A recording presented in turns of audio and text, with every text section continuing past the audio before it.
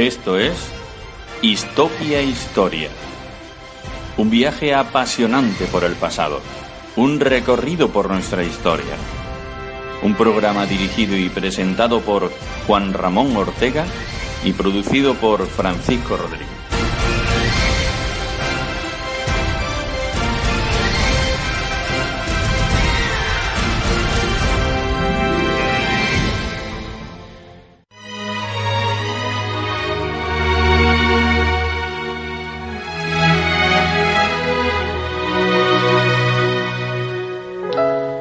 Muy buenas y bienvenidos al programa número 18 de Histopia Historia, el programa de historia en Radio Inaja.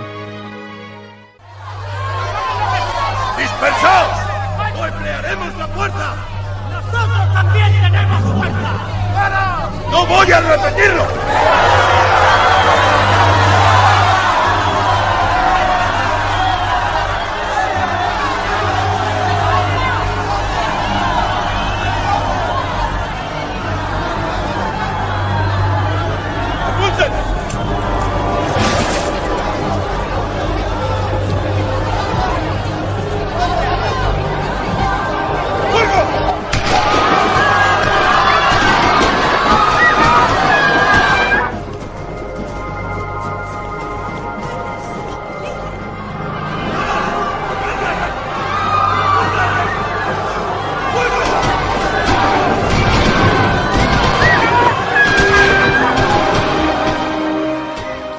En las últimas décadas del siglo XIX, España sigue en una convulsión para terminar la etapa como imperio y tener que asumir unas nuevas ideas que se van implantando siendo frenadas con una violencia tremenda.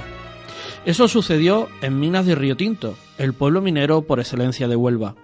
El 4 de febrero de 1888 ocurrió un hecho en las calles de esta preciosa villa que se recuerda como el Año de los Tiros.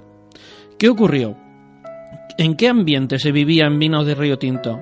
¿Qué trascendencia tuvo este hecho histórico? ¿Qué legado histórico podemos observar actualmente? Para responder a estas preguntas y contarnos este suceso estarán con nosotros esta tarde Alfredo Moreno Bolaño, investigador de Minas de Río Tinto, Antonio Cuadri, director de la película El Corazón de la Tierra, Alberto Rubio, propietario de la casa Old England House, y María José Caballero, responsable del área de campaña de Greenpeace. Un programa muy interesante. Soy Juan Ramón Ortega y con Francisco Rodríguez a los mandos os damos de nuevo la bienvenida. Comenzamos.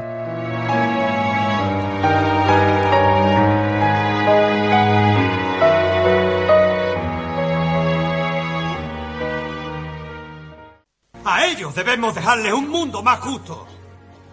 Una vida más digna. Es nuestra obligación conseguirlo. ¡Lo hemos prometido! Era comienzo de 1888 y sobre el pueblo de Minas de Río Tinto se cernía una nube negra, nunca mejor dicho, por la cantidad de humos tóxicos que emergían de las famosas teleras, unas pirámides que quemaban minerales extraídos de la tierra y que explotaba la compañía inglesa Rio Tinto Company Limited.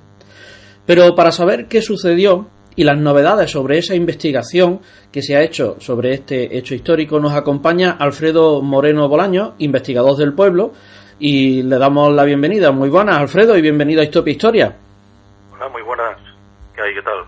Bien, muchas gracias por estar aquí con nosotros, Alfredo. Es un placer. Estupendo. Alfredo, cuéntenos un poquito sobre el suceso que da origen al nombre El Año de los Tiros. Bien, bueno, esta denominación del Año de los Tiros toma el nombre a lo largo de los años, desde que ocurrió en 1888, una tragedia. Tuvo su final precisamente en febrero del 88, pero fue un movimiento anterior, donde se establece una lucha a través de dos polos, digamos, sobre los humos que producían las calcinaciones al aire libre. Vale. Conocido en su época como los humos de Huelva.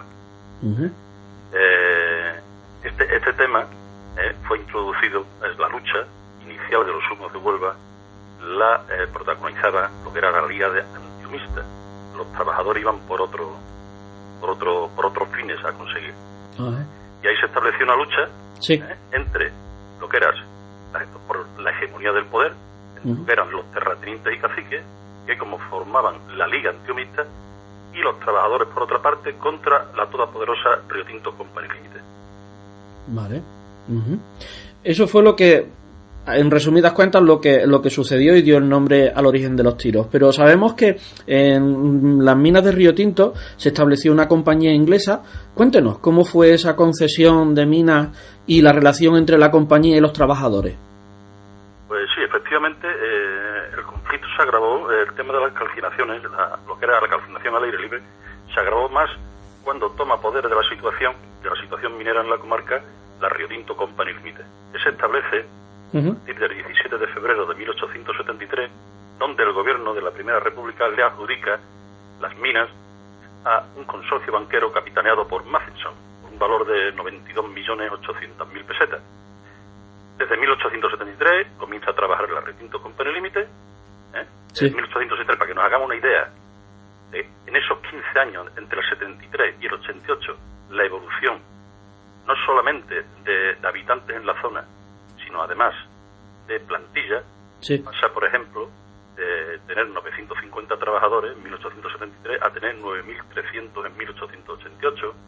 La cuenca minera pasa de tener 12.000 habitantes prácticamente a tener 24.000 en 1888, o sea, lo duplicó. Y aquí vinieron pues muchísima gente de muchísimos sitios, lugares de España. No solamente la parte británica, desde Inglaterra, País de Gales, Escocia, etcétera, etcétera, sino que vinieron desde muchísimos puntos por la situación del trabajo. Movimientos de trabajadores reivindicativos. Hasta 1887 poco se conoce, la realidad. Estos movimientos que culminan en este día fatídico, el 88, comienza prácticamente a fraguarse en 1887, donde existen ya unas reivindicaciones mineras del trabajador, pero principalmente basadas en su situación sociolaboral, es decir, su salario, su jornada laboral, su situación ante lo que llamaban los días de manta, porque no cobraban, le quitaban el cuarto de jornal, etcétera, etcétera, etcétera. Yo he tenido oportunidad de ver algunas de esas cartillas y la verdad que la relación que hacía la compañía con respecto a los trabajadores es normal que ellos se rebelaran, porque incluso le cobraban, como bien ha dicho usted, no le pagaban por el día que no trabajaban, por el día que los humos estaban tan extensos, sino que a lo mejor hasta lo que era la herramienta le cobraban, o le cobraban un seguro por si se ponían malos para que les pudiera visitar el médico. Efectivamente, tenía un descuento de una peseta por asistencia facultativa médica. O sea, eso lo tenían ellos en su salario descontado cuando llegaba el mes. La queja principalmente de esa peseta. Nosotros pagamos eso, pero no tenemos, porque cuando se le avisaba al médico no se iba.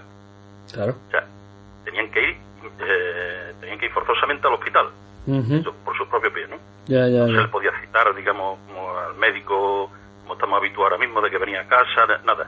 Entonces, ellos exigían de que ese pago mensual sobre la asistencia médica, bueno, pues se cumplieran todos sus términos.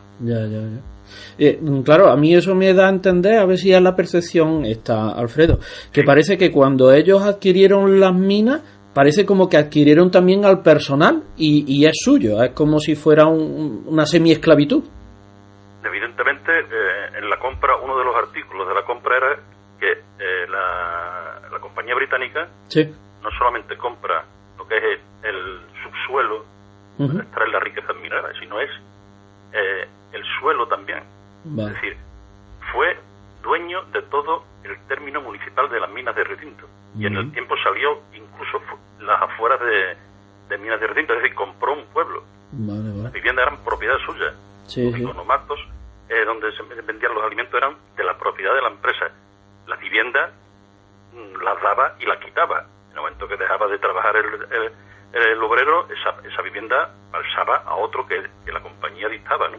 O sea que la propiedad privada en minas de Río Tinto acabó con casi en su totalidad con la integración de la compañía británica en el pueblo. Entonces la conclusión que llegamos es que la relación que tenía la compañía con sus trabajadores nunca fue buena, por decirlo así, ¿no? Evidentemente era su dueño. Claro. La compañía se convirtió en el dueño hasta de la vida privada de los trabajadores, ¿no? El control que se tenía sobre la vida particular inclusive era totalmente exhaustivo. Existen documentación suficiente para demostrar de que ese control, una vez que salía del trabajo, la compañía sabía a qué sociedad pertenecía, qué casino iba, su comportamiento en la calle, su comportamiento en los bares, qué ideas políticas tenía. Eso sucede evidentemente a partir del 13, que es cuando se conforma un archivo personal de todos los trabajadores de la compañía. Nosotros sabemos que, Alfredo, usted ha investigado mucho este suceso y tiene novedades sobre lo que ocurrió. ¿Qué novedades nos puede dar a entender sobre este hecho histórico?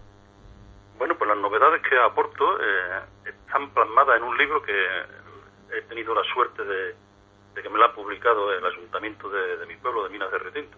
Se llama el libro Génesis del anarquismo en Minas de Retinto, Maximiliano Tornet como paradigma y su papel en el año de los tiros. En este libro, principalmente, ¿qué es lo que doy de novedad? Aparte de todo lo conocido, de interesantísimos libros que se han escrito sobre el tema. Principalmente, puedo enumerar 6 puntos. Primero, el manejo interesado que tuvo en la época, a finales del siglo XIX, unos en favor de la compañía minera, otros en favor de la Liga Antihumista. Se demuestra lo que ocurre hoy, pero bueno, de una forma bestial, desde el siglo XIX, lo tendencioso y sesgado que eran algunos periódicos a favor de uno o a favor del otro. Se demuestra en el libro que el tonelaje que se le atribuye a las calcinaciones está manipulado, es falso, no es lo que se ha escrito hasta ahora sobre el tema de una gran telera monstruo, de que si 20 millones de toneladas al año, es falso totalmente. Trato de convencer también de la connivencia que hubo entre Maximiliano Tornet y la Liga Antihumista, el eterno líder de obreros. La actuación que tuvo la empresa ante los presos, los despedidos y los heridos. Datos fehacientes sobre lo más allá de los cadáveres oficiales de los 13 que se encontraron en la Plaza de la Constitución de Minas de Retinto. Datos fehacientes sobre un tren, al cual se le llamó el tren de la muerte, que hoy está, bueno, por circunstancias de la vida, hoy está disponible para el tren turístico de la máquina locomotora 51, fue la que sirvió de llevar los cadáveres, los no oficiales, la noche del 4 al 5 de febrero, a su lugar de enterramiento, que también está determinado en una zona muy... O sea, podemos determinar prácticamente dónde lo enterraron. ¿Qué militares intervinieron? Y una figura muy importante a nivel de prensa, que se llama el productor, el cual Maximiliano Tornet escribía. Hasta este libro se sabía por encima de que había escrito en un periódico anarquista. Bueno, pues en el libro doy a conocer el productor, porque me he hecho de él. Está en el Instituto Internacional de Historia Social de Ámsterdam, original del productor, un periódico anarquista desde 1887 a 1893, donde el corresponsal de este periódico en la zona era el propio Maximiliano Tornet. Esos son los puntos principales que determino en el libro que he escrito, ¿no? Pues debe ser interesante poder adquirir ese libro, porque al que le guste la historia y quiera saber más de este suceso, seguramente que le va a sorprender, porque los puntos que usted ha destacado son los más importantes sobre este suceso, porque Maximiliano Tornet tiene, por lo que tenemos entendido, una manifestación en este suceso muy importante, es uno de los principales protagonistas. Evidentemente, Maximiliano Tornet, al hablar del conflicto del año de los tiros, la figura que prevalece como líder obrero, Maximiliano Tornet, la cual la pongo yo en duda en el libro. Con datos. Alfredo, ¿qué relevancia histórica ha dejado esta manifestación? Relevancia histórica, pues toda la relevancia que tuvo en el final del siglo XIX, a nivel de prensa, a nivel de congreso de diputados, de libros que se escribieron, permanece durante bastante tiempo del siglo XX en silencio. De forma esporádica salía algún que otro recorte periodístico hablando del tema de la sangre derramada en Río Tinto, etcétera, etcétera. No es hasta 1961 cuando un vecino de Retinto, José María Fontela Granado, escribe un pequeño librito, de forma novelada, donde escribe sobre la tragedia minera del 4 de febrero del 88. Vale. Más tarde le sigue Luis Vilvarón, otro retinteño, Villavery, en su libro Nunca en el cumpleaños de la Reina Victoria, una investigación muy importante ya en 1994, más seria, a cargo de María Dolores Ferrero Blanco, catedrática de la Universidad de Huelva, y en 1998 se celebra el primer centenario, fecha en la que ya comienzan a dar unos toques sobre algo, bajo mi punto de vista, que no es relevante y no es con rigor histórico. Entonces se inician ya los primeros puntillas sobre declarar este día sobre un día sobre la lucha ecologista. Vale. En contra de eso estoy, vamos. Sí. 2007 aparece ya la película del Corazón de la Tierra, Cuadri, basada en la novela de nuestro célebre escritor Juan Cobos Wilkin. Sí. Y ahora, pues, por último, en el 2017, pues, Mesa de la Ría, un grupo político de Huelva, bueno, pues con un seguidor beneplácito, de ayuntamiento, diputación, universidad y junta, con idea de llevar adelante, de declarar el día 4 de febrero de 1888 como año, como día del ecologismo. Vale. Eso es totalmente manejar una fecha que no corresponde a la realidad. Sí, claro, es lo que más ahora parece ser que sucedió en ese momento, cuando realmente podríamos decir que las reivindicaciones eran salarios y vida digna en el trabajo. Evidentemente quien protestaba por las calcinaciones, pero era por una hegemonía del poder. O sea, el terrateniente y el cacique estaban viendo cómo estaba perdiendo poder en la zona. Una compañía minera estaba absorbiendo la mano de obra. Todo el poder económico. Y ahí se estableció una lucha. Por eso yo soy de los que pienso que hubo dos manifestaciones. Una, la del trabajador, con sus reivindicaciones sociolaborales, y otra, con carácter meramente lucha de poder, que era la que tenían los antihumistas. La casualidad que todos los antihumistas eran todos terratenientes y caciques. Todos. No había ningún solo trabajador, ni uno. Y se le unió, a principios del siglo, en enero de 1888, se le unió con ellos Maximiliano Torner. Ahí que yo escribo en mi libro que tengo muchísimas dudas de que fuera líder obrero. Vale. Pues Alfredo, es una pena y un placer. Es una pena que se acabe el tiempo, y es un placer que haya estado con nosotros explicando este hecho histórico como el año de los tiros, y que lo demos a conocer en esta emisora, puesto que es un hecho que yo lo veo muy importante y que deberíamos de conocer todo el mundo, para saber qué es lo que ocurrió y las reivindicaciones que hubieron y cómo se trataba lo que era en ese momento el empresario al obrero. Hemos aprendido mucho de su explicación, y espero que cuando vayamos a Río Tinto de visita, pues podamos quedar y poder conocernos personalmente y disfrutar del pueblo, para que nos lo enseñe. Pues muchas gracias. Si vienen por aquí, evidentemente pueden contar con mi presencia para saludaros y deciros que, bueno, si hay por aquí en el museo hay una sala que está dedicada totalmente al tema de los humos, al año de los tiros, ¿no? Muy bien. Y como usted bien dice, bueno, para mí ha sido un placer atenderos.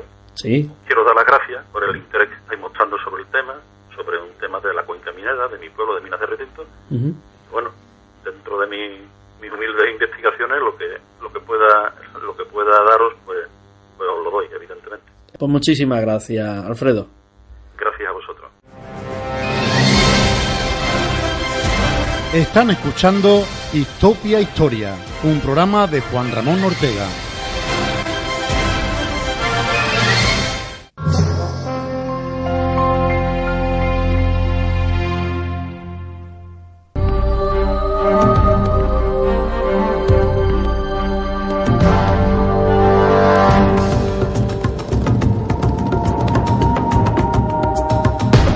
¿Desde cuándo no te besa un chico en la boca?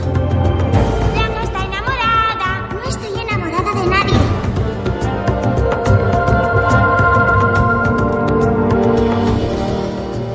El suceso del 4 de febrero de 1888 ha sido plasmado en varias obras literarias como libros de ensayo, también ha sido llevado a la pantalla como la película, fue en 2007 bajo la dirección de Antonio Cuadri con el título homónimo de la novela de Juan Cobo, El corazón de la tierra. Por eso está con nosotros su director, Antonio Cuadri, para explicarnos cómo los sucesos del año de los tiros se recrean en ella. Muy buenas, Antonio, y bienvenido a Stop Historia. Muy buenas, encantado de estar en vuestro programa. Gracias a ti, porque sabemos que tu agenda está apretada y te agradecemos mucho el que estés con nosotros. Antonio, la película se basa en un hecho real, pero ¿los protagonistas son reales? Los protagonistas del Corazón de la Tierra, novela, y algunos que se adaptaron a la versión cinematográfica, están basados, inspirados efectivamente en personajes reales. Especialmente el director de la mina, uh-huh. Y sobre todo el personaje que encarna Joaquín de Almeida, sí. ¿No? Que viene con su ayudante, con su guardaespaldas. Uh-huh. Este personaje era muy importante porque efectivamente, pasado el año de los tiros, que es un poco el gran prólogo de la película, sí. ¿No? El que más se basa, digamos, en los hechos reales, este personaje es el que viene efectivamente a poner orden, ¿no? Y en el que provoca que después se produzca ese cambio de estrategia en la dirección de la compañía, de sustituir un poco la mano dura en el conflicto con los trabajadores por, digamos, un tipo de negociación o de conciliación. Uh-huh. Es decir, en 1888 se produce el año de los tiros, sí. A principios del siglo XX, 1900-1910, el periodo de Mr. Browning, ¿no? Que es este personaje del que hablamos, sí.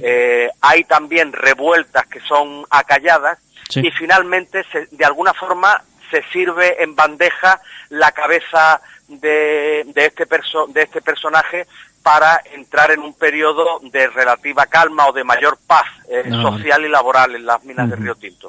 Esto ya no se cuenta en la película, ¿no? Sí. Pero sería un poco la continuación en la historia, ¿no? En la vida real de lo que fue el periodo de explotación minera de Río Tinto por parte de los ingleses. Vale. Entonces lo que podemos dar a entender que la manifestación del 1888 y es una continuación por la lucha por un trabajo digno y unas condiciones ambientales saludables, donde la figura de Maximiliano Tornés es esencial, ¿no? La figura de Maximiliano Tornés efectivamente es esencial, ¿no? Sí. Este personaje con cierto misterio que había llegado a las minas de Río Tinto provenientes de Cuba, ¿no? Uh-huh. Y que efectivamente aglutina gran parte del sentir sindical y reivindicativo en Río Tinto en aquella época, ¿no? Vale. El año de los tiros, yo por poco lo que nos documentamos y la información histórica que tenemos, uh-huh. Efectivamente se produce un chispazo porque las teleras, ¿no? Es decir, el sistema de calcinación del cobre al aire libre, sí. Que ya estaba prohibido por el Parlamento británico, uh-huh. En Río Tinto, sin embargo, se hace con el mayor descaro. Es decir, la compañía inglesa viene buscando en el sur de Europa, pues, una legislación más favorable, es decir, aquello era un poco como la globalización en pastillita, lo que estamos viviendo ahora en Colombia, en el Cono Sur, en Asia, ¿no? Sitios donde se puede contaminar, ¿no? Vale. O sitios donde los niños con 9 años, como era el caso de Huelva, ya estaban trabajando en la mina y que ofrecía una condición mucho más rentable para la compañía, ¿no? Pero claro, lo de los humos era escandaloso, porque este sistema de calcinación, insisto, que en Inglaterra estaba prohibido, allí en Río Tinto pues se quemaban en lo que llamaban las teleras, que eran estas especies como de pirámides siniestras donde el mineral iba haciendo combustión y salían estos humos muy tóxicos, humos que llegaban hasta Portugal, humos que llegaban hasta la costa, es decir, aquello era asfixiante, ¿no? Uh-huh. La compañía tenía que poner manera hasta llegó a construir hospitales infantiles, ¿no? Sí. Para que los niños que estaban en estas condiciones de trabajo tan adversas se curasen. Un escándalo. Sí, efectivamente, no solamente mineros, agricultores, terratenientes de la zona, gente del pueblo que incluso no trabajaba en la mina, porque estamos hablando de pueblos de toda la comarca, se unieron a esta manifestación, donde yo tengo entendido que aparte también se reivindicaban cuestiones salariales y de dignidad del trabajo en ese momento. Sí, sí. Y aquello, bueno, pues desgraciadamente pues terminó como terminó, ¿no? En masacre, en tragedia. Sí, sí. Es interesante que cuando se le concede la explotación a esta compañía inglesa para atajar el problema, lo que hacen es que a los trabajadores parece como que ya venían con esa explotación. Sí, es muy curioso porque efectivamente hay una especie como de neoesclavitud directa, ¿no? En ese sistema de contratación. No es una explotación de un territorio, es una colonización en toda regla. Bien. El Estado español, que estaba en la ruina, ahora que se oye tanto recientemente hablar de las quiebras y de los rescates, bueno, pues esta compañía inglesa vino en el rescate. Creo que fueron 99 millones de pesetas de la época, que era una fortuna, ¿no? Entonces las arcas del Estado en Madrid pues se volvieron a llenar con lo que fue la compra, sí. El alquiler por 100 años, ¿no? Por 90 y tantos años creo que fue también, o por 80 y tantos años, disculpa, no sé ahora con precisión el número de años, pero fueron muchas décadas. De hecho, los ingleses estuvieron hasta 1956, creo recordar, explotando la compañía, y efectivamente los trabajadores, respondiendo a tu pregunta, entraban a trabajar, les daban el pico, la pala, le daban los instrumentos, pero después estos utensilios se le descontaban del salario, de los primeros salarios, del primer sueldo, ¿no? Sí, sí. Es decir, es algo verdaderamente, bueno, en ese sentido muy inglés, ¿no? Sin demonizar a los ingleses, porque la relación de la compañía es de amor y odio, es decir, trajeron este sistema feroz colonial de explotación, enseñaban inglés, pusieron un ferrocarril que es el origen de la modernización industrial de Huelva y que un siglo después el polo de desarrollo franquista, ¿no?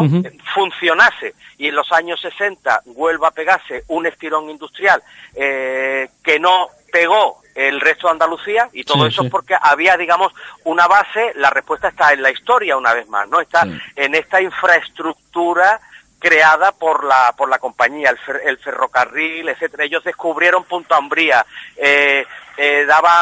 trajeron el fútbol, ¿no? Y los deportes que eran famosos en las Islas Británicas en ese momento.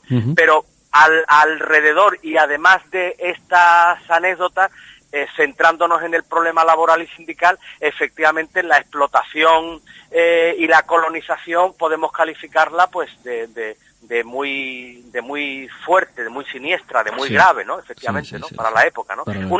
Una cosa que yo lo que digo, el corazón de la tierra, digo, invito a verle, porque es como un telediario. Desgraciadamente, un siglo y pico después, pues sigue habiendo corazones de la tierra en muchos lugares del mundo, ¿no? Es decir, la multinacional, desgraciadamente, pues busca siempre, como el agua en la grieta, en la filtración, aquellos lugares donde gobiernos a sueldo, como era el caso del gobierno español de la época, gobiernos corruptos, pues se pliegan a las condiciones que ellos imponen, ¿no? Esto, dicho así, puede resultar un poco demagógico, pero desgraciadamente tú sabes, amigo Juan Ramón, que no es demagogia, que es tristemente pues la realidad histórica, ¿no? Y además este caso es interesante porque es el paradigmático, ¿no? De todo lo que sucede, como tú bien dicho, tanto en el pasado como en la actualidad con respecto a las multinacionales.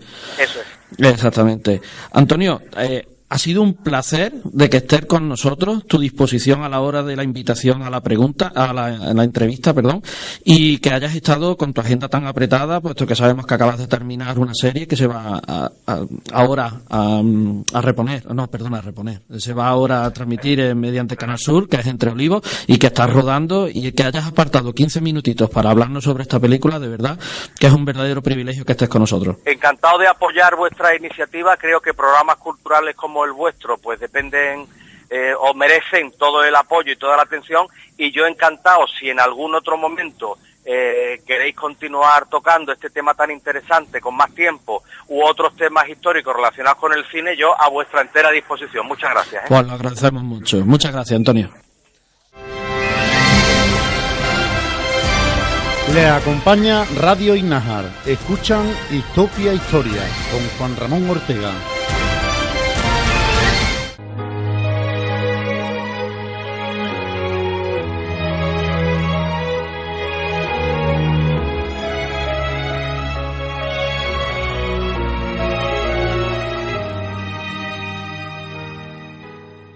Rio Tinto Company Limited no solo compró las minas de la comarca, sino que adquirió también lo que son una serie de propiedades alrededor de la mina, y terminó siendo un barrio completamente inglés llamado Bellavista. Vamos a conocer una de las viviendas legendarias de ese barrio y su legado. Se llama Old English House. Para conocer su historia nos visita Alberto Rubio, propietario de esta casa. Muy buenas, Alberto, y bienvenido a Histopia Historia.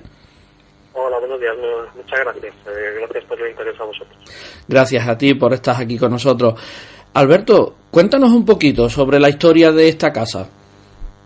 Bueno, la casa Old England House, el nombre pues da un poco a entender lo que es la casa, ¿no? Es una casa inglesa antigua del siglo XIX. Esta es una de las casas del barrio de Bellavista, que construyeron los propietarios de las minas que eran británicos, una empresa británica que adquirió las minas a finales del siglo XIX. Ellos, para los miembros del staff, pues construyeron un barrio inglés en estilo victoriano. Son el mismo tipo de casas que se construían en la época en Inglaterra a finales del siglo XIX. Entonces son auténticas casas victorianas inglesas que están en medio de Huelva. Ellos hicieron este barrio como una especie de colonia para ellos. No podían accederlo los españoles, eran como donde vivían los trabajadores más importantes de la empresa minera, ingenieros, el staff, etcétera. Y mi casa en concreto pues era la casa donde al principio pues vivía el subdirector de la mina. Es justo la que está al lado de la casa del director de la mina, que es la casa consejo o casa grande, que era donde vivía en los primeros años del barrio de Bellavista el director de la mina, y la mía, que es la inmediatamente cercana a ella, era la del subdirector. Y luego cada casa pues era adjudicada a cada miembro del staff pues en función del escalafón al que pertenecía dentro de la empresa. Qué interesante. Entonces todas las casas tienen el mismo estilo, están hechas de la misma forma, pero dependiendo del escalafón que el empresario tuviera o la persona que estuviera allí viviendo, ¿tiene una serie de metros, una distribución distinta, o todas son iguales? Bueno, la estructura de las casas son muy parecidas por dentro, porque es la típica estructura de las casas victorianas. Hay algunas, la mía pertenece a las que primero se hicieron en el 1884, 85 más o menos por ahí. Fueron las primeras que se hicieron. Con los años se fueron haciendo algunas más. En los años 20, luego en la parte de atrás del barrio también se hicieron otras casas que ya tenían un estilo un poco diferente, porque ya correspondían más al siglo XX. Pues había cambiado un poco la idea de la arquitectura de las casas en Inglaterra, etcétera, pero son casas inglesas también. Cuando hicieron esas casas en los años 20, el director, subdirector y algunos miembros importantes ya trasladaron su casa a una de esas viviendas. Y la mía hasta los años 20 estuvo habitada por el subdirector. A partir de los años 20 ya era otro miembro del staff, pero el subdirector ya vivía en las otras casas que tienen un estilo un poquito diferente. Ajá, qué interesante. Y entonces nos has comentado antes de que era como una colonia inglesa, puesto que allí no podían acceder españoles. Sí, era el barrio residencial de ellos. Y tenían en las puertas, había unas garitas donde había unos guardas, y los españoles, o sea, porque entraran con la señora de la limpieza, por ejemplo, para arreglar las casas o cosas así, no tenían acceso. Ellos vivían, digamos, dentro del mundo que conocían anglosajón. Allí dentro del barrio inglés pues se hicieron su típico club inglés del siglo XIX, pues donde se jugaba al billar, al bridge, al póker. Tenían su propia biblioteca, hicieron las primeras pistas de tenis que hubo en España. También había un campo de cricket, su iglesia presbiteriana. Ellos hacían la vida dentro de la colonia, solo salían a las dependencias de la mina pues para trabajar, pero normalmente no tenían mucha relación con los españoles. Los españoles que hacían en la zona, de todas formas, eran también trabajadores de la mina, la mayoría de ellos, lo que pasa que eran pues mineros, etcétera, trabajadores normales de la mina, que además vivían en casas, viviendas que la propia empresa les construía y les alquilaba a esos trabajadores. Por lo tanto, sí se puede considerar que era como una especie de colonia. Un poco en la época los medios de comunicación, periódicos y tal, pues casi lo calificaban como el segundo Gibraltar. Era como, estaba por un lado la colonia de Gibraltar y por otro lado la colonia de Bellavista. Tanto Gibraltar como Bellavista tenían su propio diácono. Es decir, que en la época se consideraba como una auténtica colonia realmente. Qué interesante, Alberto. Bueno, ¿y cómo es por dentro la casa? ¿Qué podemos ver de la época? Bueno, el alojamiento yo lo he decorado pues respetando lo que es la casa, ¿no? Una casa inglesa de finales del siglo XIX, principios del siglo XX, y también lo que es la edición clásica de la casa, que es una casa minera. Entonces yo la decoración la he cuidado mucho, he buscado muebles, decoración, artículos de decoración, etcétera, o bien que son antiguos, auténticos de la época, o bien imitación de antiguos, pero todo de mucha calidad. Hay de la época y de Río Tinto, hay algunas cosas que he podido encontrar, sobre todo pues, a través de internet, etcétera. Hay, por ejemplo, unas acciones antiguas del siglo XIX que encontré por internet de una empresa minera de Río Tinto.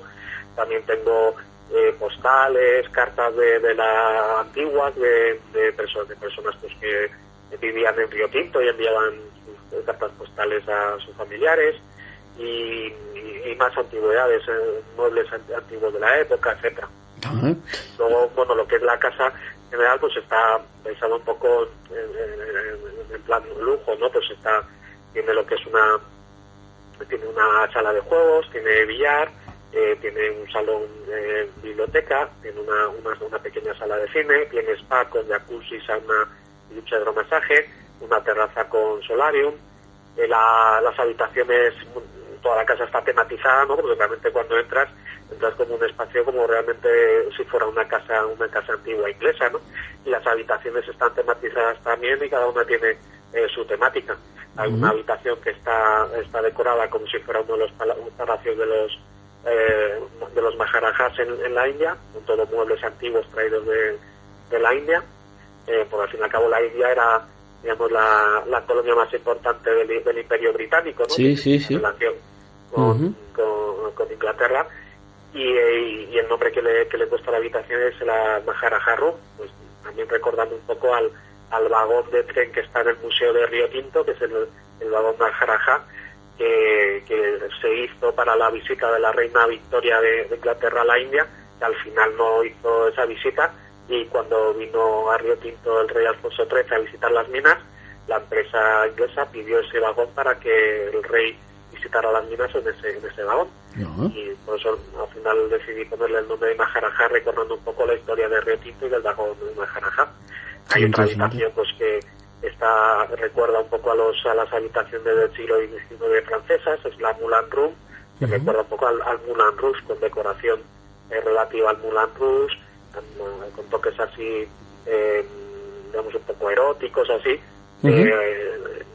También las sábanas son todas rojas, las paredes son rojas con damasquinados en dorado.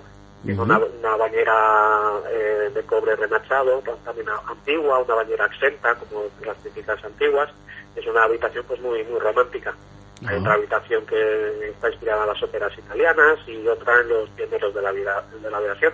Y el spa pues está dedicado al Titanic, que es el spa Titanic, que pues, es una historia muy estrechamente ligada con lo que es la historia de Inglaterra, y también con la historia de marina de Inglaterra, claro. Qué bonito, qué interesante, Alberto. Pero lo mejor que tiene la casa es que la has preparado como casa rural y que se puede alquilar, y te preguntaría cómo podemos ponernos en contacto contigo. Sí, la casa es una casa rural de categoría superior, de alojamiento no compartido, es decir, que cuando alguien alquila la casa se quedan ellos solos en la casa como si fuera su propia casa.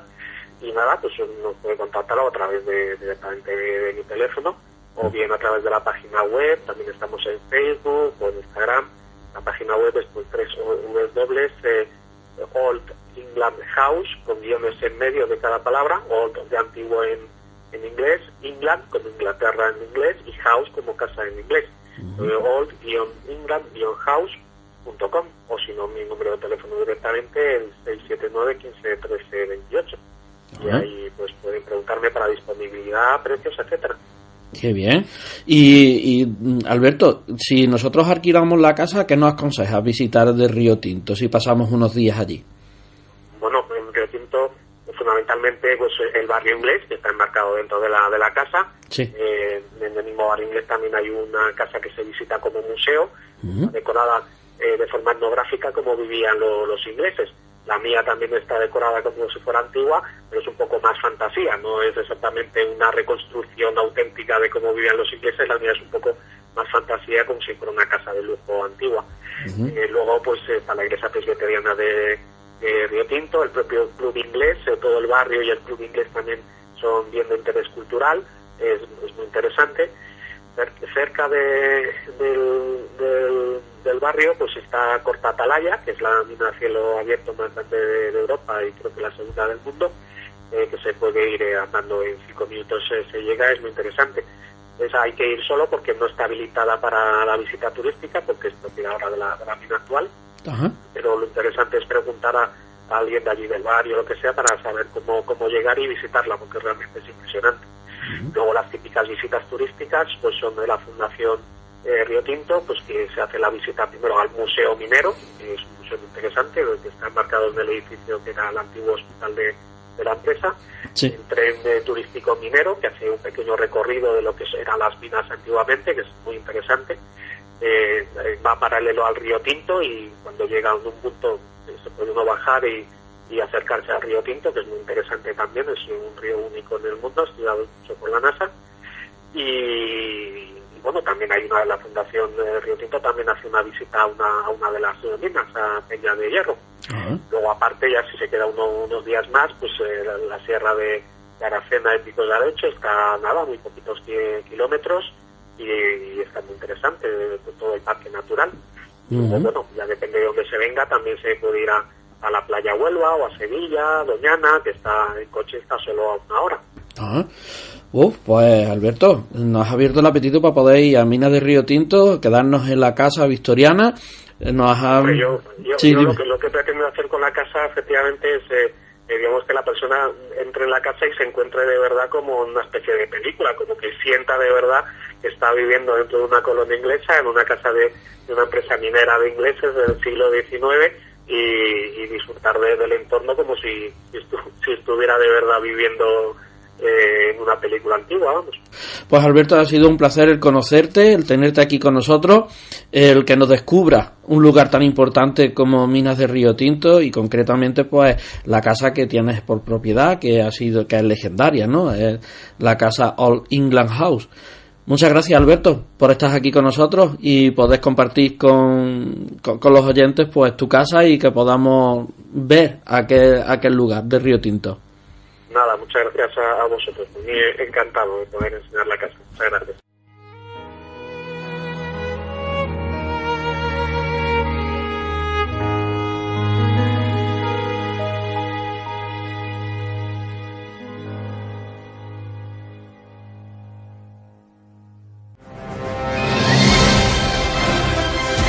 Están escuchando Histopia Historia, un programa de Juan Ramón Ortega.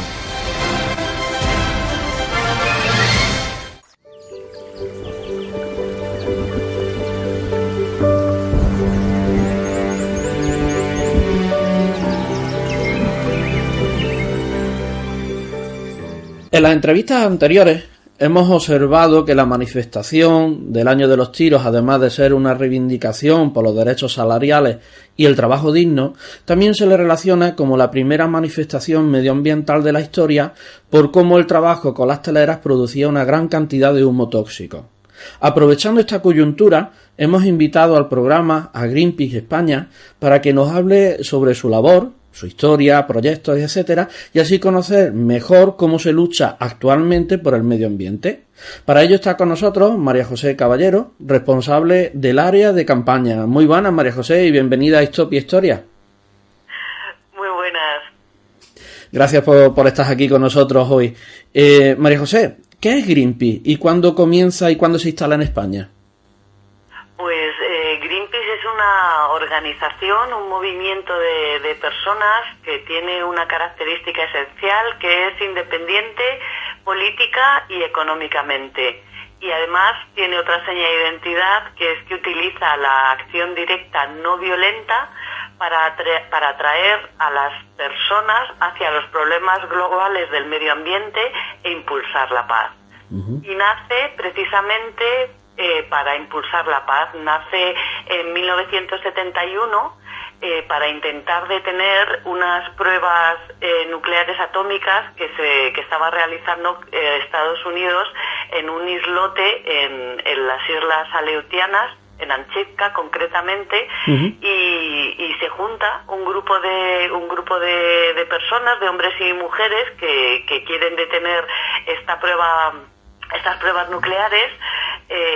Alquilan un barco pesquero e intentan llegar hasta esta zona remota a parar las pruebas. No consiguen llegar, esta es la realidad, pero a su vuelta, que parece ser que volvieron bastante desanimados, descubren que gracias a que algunos de los integrantes eran periodistas, su idea, sus valores, lo que querían transmitir, han tenido muchísima repercusión en la sociedad, especialmente canadiense, que es de donde salieron, y ahí comienza una historia que dura ya más de 40 años. Ajá. Y en en España, ¿cuándo llegan? ¿Cuándo se instalan? Pues en España comienza a trabajar en 1982. Surge como un movimiento especialmente centrado en defender el Mediterráneo, sí, y también en luchar contra el vertido de bidones radioactivos que se realizaba especialmente en la fosa atlántica frente a la costa gallega. Ajá, bien. ¿Cuáles son las actuaciones, podríamos decir, más legendarias de Greenpeace?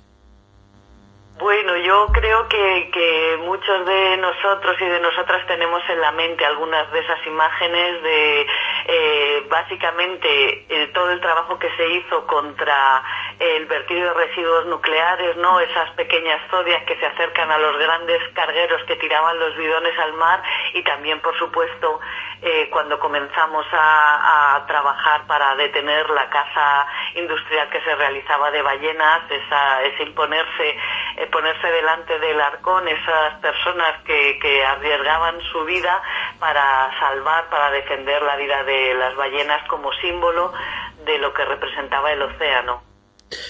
Para muchos seréis temerarios, ¿no? Porque esa actuación que tú estás relatando conlleva, como bien has dicho, el riesgo de la vida de las personas. Pues en ocasiones sí, pero en realidad yo creo que cuando estás inmerso en una de estas acciones no violentas es realmente comprometido con el valor que estás defendiendo y no estás tanto pensando en lo que arriesgas, sino en lo que merece la pena ganar si llevas a cabo a buen término tu acción.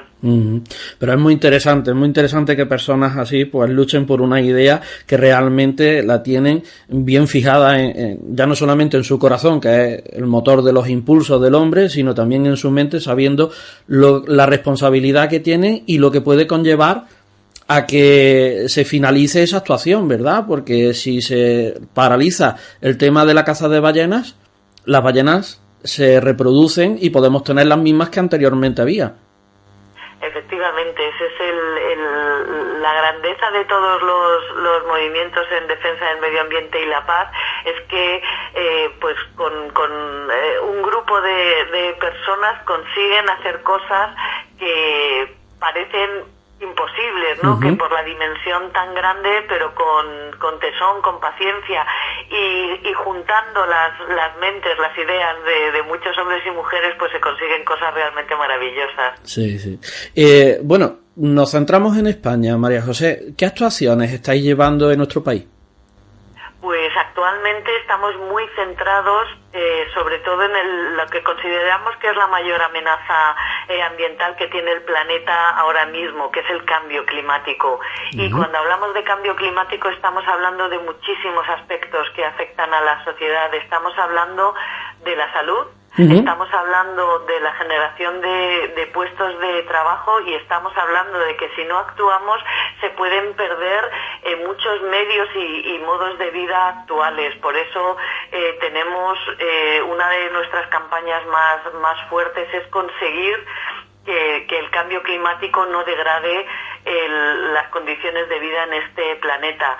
Pero también tenemos actuaciones que tienen mucho que ver con la contaminación del aire, la contaminación del mar. Estamos muy centrados en tratar de reducir la cantidad de plásticos que llegan al mar y también también desde España, pero a nivel más global trabajamos para tratar de conservar los bosques primarios del planeta, esas grandes masas que nos quedan, la Amazonía, los bosques de Indonesia, los bosques boreales de Canadá, de Rusia, porque son el auténtico pulmón del planeta y son los que hacen que sigamos respirando un aire de mucha más calidad y están absorbiendo todo ese CO2 que los humanos emitimos en demasiada cantidad. Claro. Lo que pasa es que, María José, creo que vuestro trabajo es de mucho a largo plazo y a lo mejor no se ve todo el trabajo que vosotros realizáis porque empezáis ahora, pero todo el trabajo que vosotros estáis realizando hasta dentro de unos años o décadas no se ve materialmente. Muchos de los trabajos sí tienen esta visión a medio y largo plazo, porque tratamos de centrarnos, como somos una organización internacional, tratamos de focalizar en lo que consideramos que son las mayores amenazas ambientales, pero también realizamos mucho trabajo, muchas campañas en las que cualquier persona se puede involucrar en el día a día. Cuando estamos hablando de los plásticos que llegan a los océanos, estamos pensando en lo que cada uno consumimos, compramos, las decisiones que tomamos, porque somos realmente poderosos con nuestras decisiones en el día a día. ¿Qué compramos? ¿Qué marcas? Aquellas que son más sostenibles, menos sostenibles. Hay mucho trabajo que es muy difícil de contar así de forma resumida, pero que está en nuestra página web a disposición de todo el mundo, en el que realmente cada uno de nosotros y de nosotras podemos cada día hacer cosas que aportan a la misión y a los valores que lleva Greenpeace en su ADN. María José, ahora estamos escuchando el programa. Hay un oyente que está escuchando el programa y dice, pues a mí María José me ha llegado y yo lo que quiero es asociarme a Greenpeace. ¿Cómo puede hacerlo y qué implica ser socio de Greenpeace? Pues mira, puedes colaborar con Greenpeace de muchísimas maneras. Puedes ser socio pagando una cuota mensual, pero sobre todo lo que nosotros buscamos es convertir a las personas en activistas, ser activistas participando, pues por ejemplo con nuestros grupos locales. Tenemos más de 20 grupos locales repartidos por todo el territorio. Tenemos grupos, pues qué te voy a decir, en Sevilla, en Zaragoza, en Madrid, en A Coruña, en un montón de territorios donde puedes formar parte de nuestras campañas de forma mucho más directa y también puedes ser lo que se llama ciberactivista, a través del ordenador ayudarnos a contribuir a esas causas. Pues por poner un ejemplo, hay veces que estamos pujando para que se consiga una ley, pues necesitamos recoger firmas, apoyos para que esto sea oído en los parlamentos, en los congresos, y hay muchísimas formas que están todas en nuestra página web, que es muy fácil, greenpeace.es, donde puedes ver todas las formas. Y no solo puedes hacerte socio de Greenpeace, puedes asociarte, puedes colaborar con cualquier grupo que esté defendiendo los derechos ambientales, que esté defendiendo la paz, porque estarás contribuyendo a nuestra misión y a nuestros valores, que son un viaje, ¿no?, por la vida y por la paz, y en la que esperamos que cada vez más personas se sientan enganchadas y la defiendan. Pues María José, ha sido muy interesante lo que nos has contado, porque parece como que Greenpeace solamente son los activistas que vemos en la televisión, en las zodias, como bien has relatado antes, y vemos que tenéis un amplio abanico de actuaciones en las cuales cualquier persona puede actuar y puede sentirse parte de vuestro movimiento. Eso es lo más importante. Nosotros quizá pues seamos más conocidos por el tipo de trabajo que hacemos, pero nosotros tenemos claros que solas no cambiamos el mundo. Es con la fuerza de las personas, de las comunidades, como se va a conseguir un mundo donde vivir sea más fácil y donde se pueda vivir en paz. Por eso es tan importante que las personas se movilicen, se conviertan en activistas por sus causas, ya sean locales de su barrio, de su ciudad, o sean globales, como puede ser la defensa del Ártico o de la Amazonía. Pues muchísimas gracias, María José. Ha sido un placer que hayas estado aquí con nosotros en Histopia Historia para hablarnos sobre esta organización, Greenpeace, este movimiento que lucha a favor del medio ambiente, y podés conocerla mejor. Pues muchísimas gracias a ti por invitarnos. Un saludo. Un saludo.